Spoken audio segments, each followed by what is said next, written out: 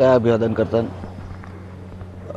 आरक्षणाचे जनक छत्रपती शाहू महाराज यांची आज जयंती आहे. त्या जयंतीच्या निमित्तानं छत्रपती शाहू महाराजांना मी विनम्र अभिवादन करतो आहे आणि देशातल्या सर्व जनतेला छत्रपती शाहू महाराजांच्या जयंतीनिमित्त खूप खूप शुभेच्छा देतो.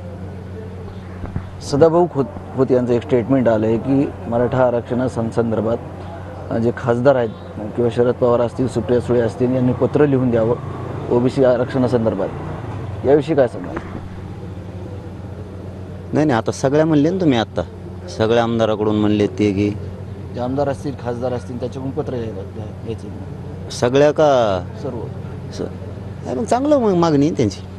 जर सगळ्यांकडून लिहून द्या अशी जर त्यांनी मागणी केली असली, मराठा समाजाला ओबीसीतून आरक्षण देण्यात यावं म्हणून सगळ्या आमदार खासदारांनी पत्र लिहून द्यावं, चांगल्या मागणी केली त्यांनी.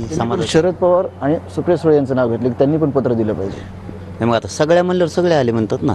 त्यांचा जर प्रश्न तसा असेल, मला तर काय माहीत नाही, पण सदाभाऊ खोत साहेबांचा जर प्रश्न असेल की सगळ्या खासदार आमदारांनी कडून पत्र लिहून घ्यावं, तर चांगली गोष्ट आहे ना. चांगली मागणी केली त्यांनी की मराठा समाजाला ओबीसीतून आरक्षण मिळावं म्हणून सगळ्या आमदार खासदारांनी पत्र द्यावं, ही चांगली मागणी केली. काय वाईट मागणी? समाजाच्या बाजूनं बोलायला लागलेत, ते चांगलं बोललेत.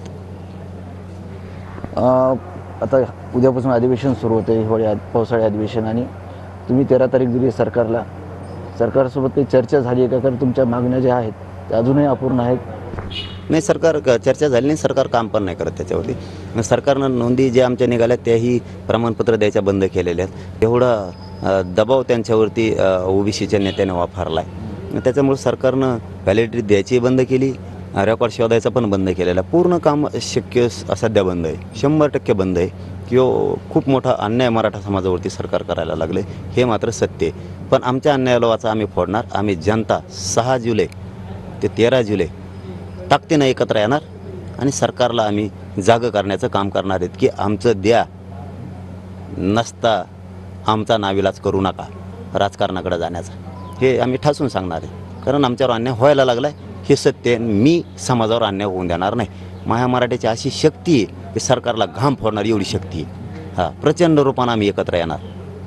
जरांगे पाटील 288 जागा निवडणूक लढवणार किंवा पाडणार आहेत असं तुम्ही नेहमी म्हणता. नेमकी काय तयारी झाली? किती मतदारसंघ तुम्ही चाचपणी केली, पाहणी केली? किती उमेदवार असणार आहेत? नाही, आम्ही 4 टप्पे तर केलं आहेत पूर्ण. 5वा करायचा होता, परंतु हे हॉस्पिटलला असल्यामुळं मला आता नाही करता आला. हे 1-2 दिवसात आमचं पुन्हा सुरू होणार आहे. आम्ही चाचपणी करतो आहे, हे खरं आहे, सत्य आहे ते. आता आमचा पहिला टप्पा आहे. आता आधी जनजागृती रॅलीचा, शांतता रॅलीचा आम्ही असे 5 टप्पे टाकणार आहेत. त्याच्यानंतर बैठक घेऊन मराठा समाजाची, त्याच्यानंतर बैठक घेणार आम्ही आणि ठरवणार 288 उभा करायचे का पाडायचे. आणि एकदा निर्णय ठरला पाडायचे तर पाडणार, आणि निर्णय ठरला उभा करायचे तर उभाच करणार.